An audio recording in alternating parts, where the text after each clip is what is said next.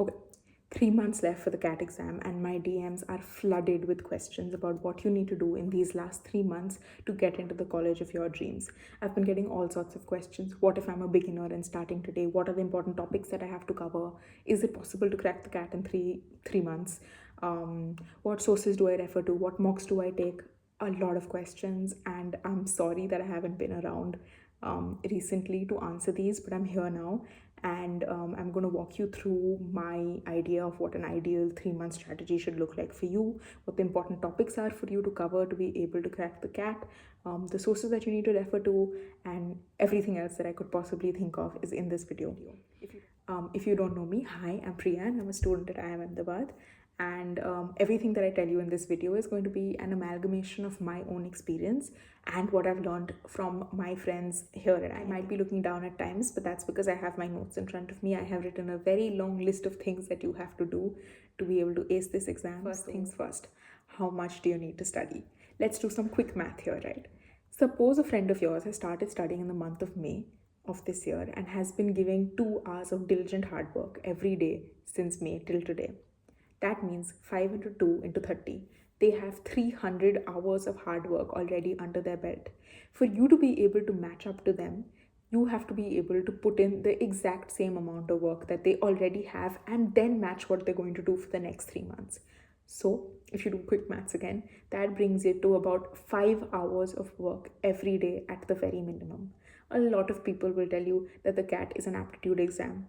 While I agree, it is also an exam that is very rewarding to people who work hard. So if you are willing to work hard, if you're willing to match the effort that other people have already put in, then you will be able to do it. But all of that said, you have to make a promise to yourself from today that you will put in 5 hours, if not more, every day to be able to crack the CAT exam. Now that you know how much you have to study, and trust me, I know it's a lot, let's talk about how you have to study. First thing that you have to understand is that you don't have the time to study everything anymore.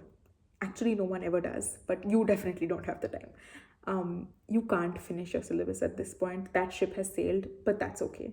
There is one holy grail mantra there is to being able to do well in the CAT exam. Actually, not just the CAT exam, in any exam in general. And this is one advice I give to everyone who asks me what it is that I did in these last 3 months to be able to do well. That is taking mocks. You have to start taking mocks. Even if you're unprepared at this stage, you have to start taking mocks because it makes you accountable to yourself. Your performance in them doesn't matter at this point, but I'll get to that in a bit.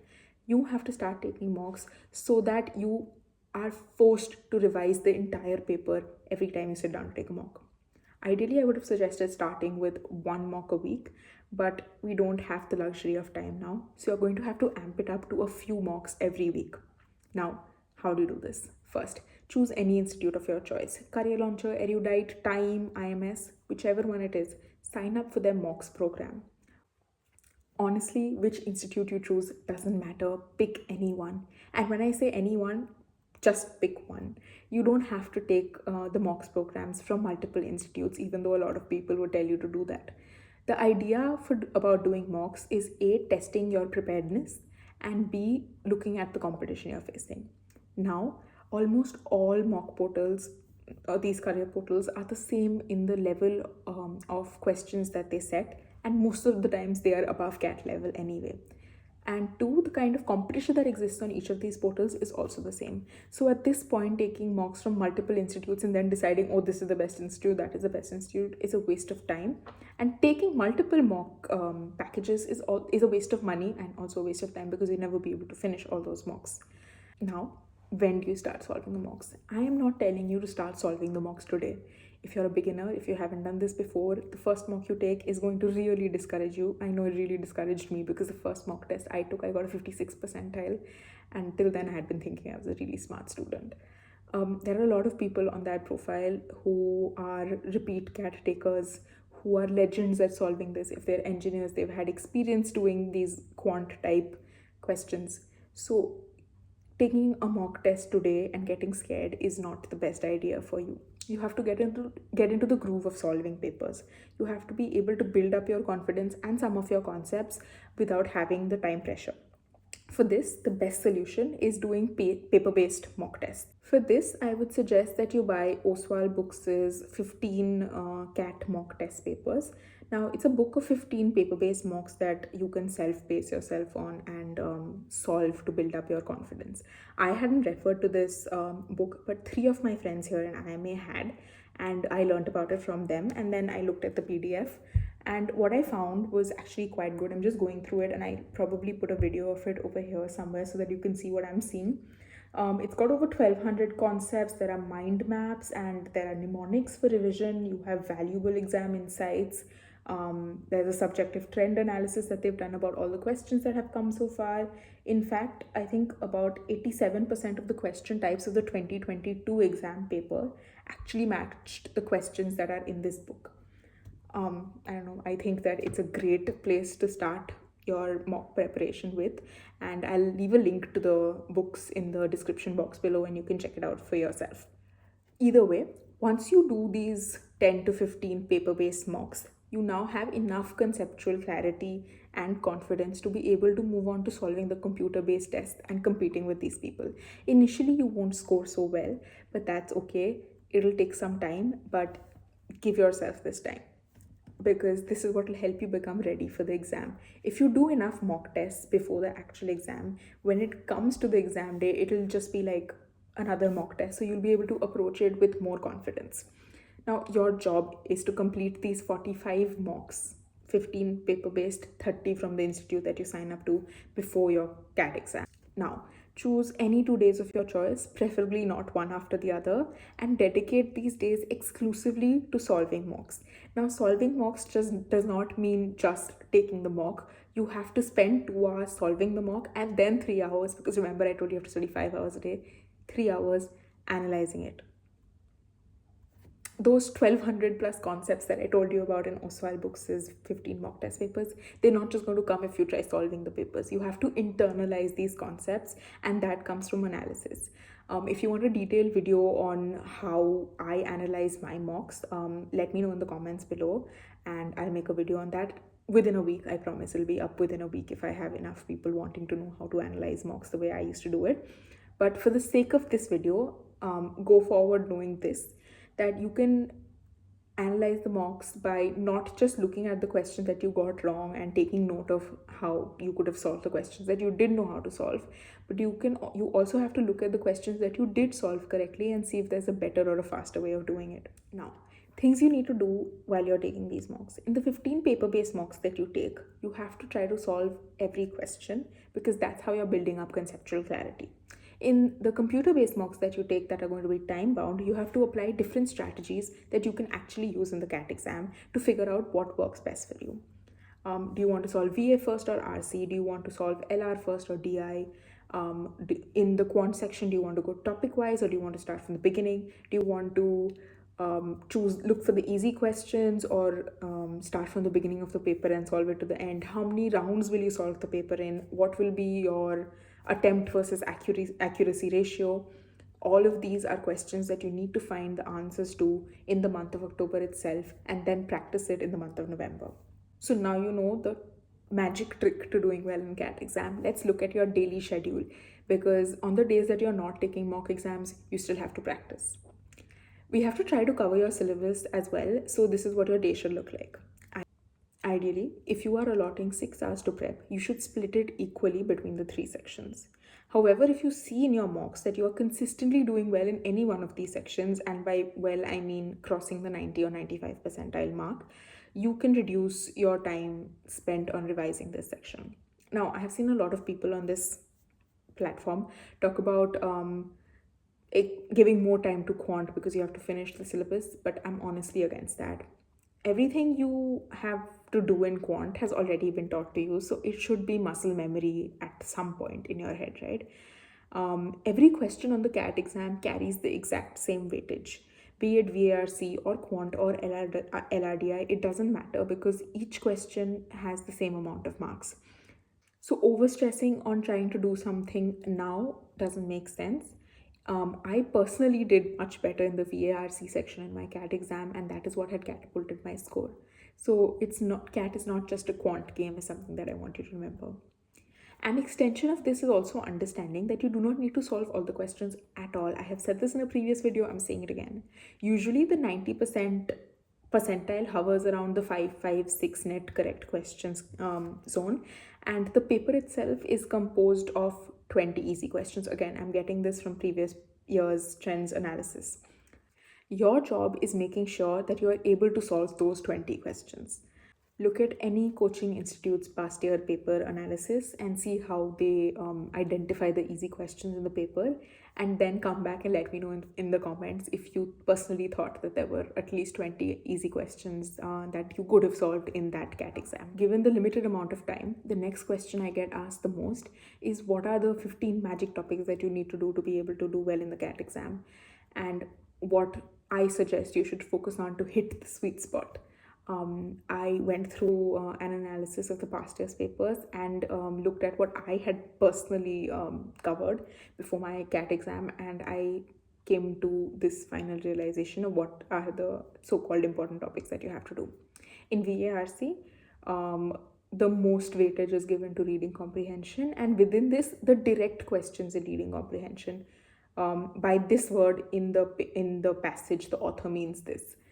Right? Direct question. It's not asking you the inference that you gain. It's not asking you the central theme. All of that's very complicated. The most important part is knowing what is where in the reading passage and being able to translate that into a meaning when you see the question. So for VARC, one topic, reading comprehension. LRDI, I personally found a combination of LR and DI topics easy.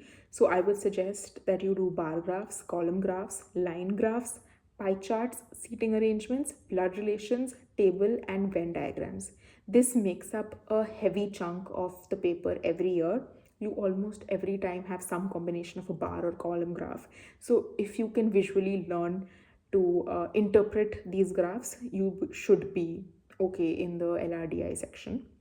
But don't just stick to doing only LR or only DI, because sometimes CAT likes to throw googly and you get like combinations of questions. Like in my year, I think there was a combination of an LRDI question which was traumatic. And then the most requested part of this video, what are the topics that you have to do in quant? Now, the most important thing that you have to do is arithmetic and algebra first, which makes up more than half the syllabus. This may not get you the 99 percentile, but trust me, doing just these two topics, these two broad themes, will get you in the 90 to 95 percentile zone easily. Now, how do you prepare each section? VARC and LRDI require practice. DI is a visual test and it utilizes your simple math skills that you're already binding in your quant section, right? So try to do 5 sets daily. If you have 2 hours that you're allotting to LRDI, try and sit and solve 5 sets. My only hot take is that if you're picking up a set, sit with it till you solve it and don't give up on it easily. In the mocks, if you don't understand, you can skip. But when you're practicing, try to approach the set in different directions before you look at the solutions. And say after 10 minutes of solving, you still can't figure out how to approach the set, go look at the solution, then go back and try to solve it on your own. Aisa nahi hai ki you've seen the solution, so now you're going to copy the solution and do it yourself. Shut it, maybe come back to it after 10 minutes and try to solve it yourself after you know the beginning or the approach of how to do it. This way you will be able to build up on the skill of learning to approach whatever problem is given to you, which is exactly what's going to help you in the CAT exam, because then you won't have the option of skipping to the solution and then looking at it and solving it. Again, what you have to do in the mocks or in the CAT exam, I will address in the later video. This is for your daily schedule and your practice and confidence building. VARC again is all about practice. The more RCs you read, the more your reading speed improves and the more you get used to the questions. This is not the time to learn flowery language or to run behind vocabulary. Even if you learn 30 words a day, you will forget all of them. And honestly, you're not writing an essay in the CAT exam, so you don't need to know them. You have to develop critical reasoning skills, and that comes from practice. For RC specifically, try to do 3 to 4 RCs every day, and additionally expand your reading a little bit. You can read articles on Eon, Down to Earth, editorials from Hindu or Times of India or Indian Express, are all places where you can read. This itself, of course, improves your vocabulary, but it improves your chances at solving critical reasoning and summary questions as well. Similar to LRDI, try your best to understand what you're reading in RC. Even if you don't finish all the ones I suggested, don't skip any. If the topic doesn't interest you or you find it difficult to read, still solve that RC. And I will tell you the strategy for CAT in a later video, but for the practice days, stick with the RCs till you can come up to an honest answer. Now, an honest answer is one where in analysis you see that if you've got it wrong, you see that the one of the two options that you had narrowed down to was the correct answer, and that you didn't just tick any option just for the sake of ticking it. This will help you a lot in CAT, and I'll tell you why. VARC was always my strong section, but in CAT we got like this really complicated passage about seals or something in Antarctica, and honestly it made my eyes bleed. I hated that RC, but because I had trained my mind to not give up, I was in slot 1 in that CAT exam, and that slot's VARC was apparently the toughest. And because I trained my mind to not give up and to do whatever needed to be done, even if it was a terrible RC, really helped me in that, because I was able to push through my so-called bleeding eyes and actually solve the RC. And when I looked at the solutions, my answers were perfectly correct. Now, for quant, my preferred approach is covering the length of topics and not the depth. You don't have to do a PhD in any of the topics I've mentioned above. You just have to become good enough to solve the easy questions. How do you do that? Take any of the topics I've mentioned and pick up a standard book, a concept book, a past papers book, a mock test book, and learn the theory of that. And not learn, go through the theory of that part, right? Jot down important formulae that you find in a separate book. Look at YouTube videos from educators and clear your concepts. From your mocks or anywhere else, any new formulae or shortcuts that you get, jot them down because it'll help in future revision. Spend one day doing this and then the rest of the days focusing on practice. Now, for practice, you have to solve topic tests that come complimentary with the mock bundles that you sign up for. Most institutes give a bunch of topic tests for free. In case they don't, you can go back to the best source actually that there is to solve or to practice, which is to go to the horse's mouth, or in this case the cat's mouth, which is past your CAT questions. The best part about CAT is that it loves to repeat old question concepts, so knowing how to solve these will really help you in the exam. How you do this is you take up the past year's solved papers. I would suggest don't look beyond 2016 because the way of asking questions changed a little bit after that. But pick up a compilation like Oswaal Books' 5 years past papers or 10 years past papers, and because it's separated topic wise so that it'll help you practice. I don't have a PDF of it with me right now, but I'll ask my friends to send it to me and I'll just go through it and tell you some of the plus points that I found in that book. I'll maybe insert a clip and let you know what I think about it. From what I saw, this book has some hints, unique shortcuts, and expert tips that really help you solve the questions super fast, which would have really helped me in my CAT 2020 exam if I had access to this book then, and if I would have used the shortcuts in my exam. I really would have been able to solve many more questions correctly than I actually had solved. But I don't want you to go through the same pain that I went through in my CAT exam, so I'm suggesting this book to you in advance. Maybe you can pick up a few tips or tricks from this book itself instead of actually having to work hard at this point and come up with your own shortcuts to solving problems. But your task is to cover these topics as widely as possible, so that, and cover like a wide variety of types of problems, so that when they come in your exam you can solve them quickly and correctly, because then they become your sitters, right? Now, this is all that you have to do block-wise in your practice blocks, which are, like I said, separated equally.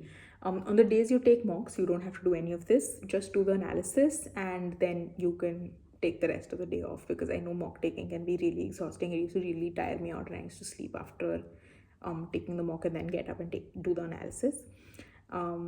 So that's it. 5 days of practice, 2 days of mock and analysis. If you have the energy in you to practice on the days you're doing mocks as well, kudos, good for you. The more hard work you put in, the better your results are going to be. Okay, Last question is about whether you should join any classes now. Personally, I don't think you have the time to invest in classes right now. You can use any free videos on YouTube from educators to brush up on topics you're unsure about, or use the books that I've mentioned to practice the questions. You would honestly be better off investing the money in the mocks that I've spoken about and the three Oswaal books that I've spoken about. As for accountability in the exam, I will leave a link to a Telegram channel in the description box. You can join it if you're serious about your prep for the remainder of the time. I will personally pop in there and show up for you every day, asking how you're doing. But you have to show up for yourself and actually grab the bull or the cat by its horns. Okay, that's enough passion for today. Some motivation. Remember that this journey requires dedication, hard work, and persistence. Keep taking mock tests regularly, track your progress, practice, and don't forget to look after your physical and mental health. Maybe in the month of October, you can look at my YouTube video on the last minute tips that you must remember about taking the CAT exam. Don't look at it now, look at it then, because it'll help you more then. I will leave a link to it in the description box. And also maybe look at the day in my life video and the campus tour video for motivation, so that you, if you're aiming for IIM Ahmedabad, which you should be aiming for, you get some more motivation to get there. Don't forget to check out Oswaal Books, whose links I will leave in the description box below, so that you can gain a competitive edge. I believe in you. And with this plan, you have a roadmap to success. If you follow this plan diligently, if you stay focused, if you stay determined, and if you give it your all, you will reap rewards. I'm sure of it. Best of luck for your CAT journey. And I'll see you at the top. Okay? Now go study. Oh, wait. No. Like, share, subscribe. Do all those great things first. Do it now. If you've done it, now go study.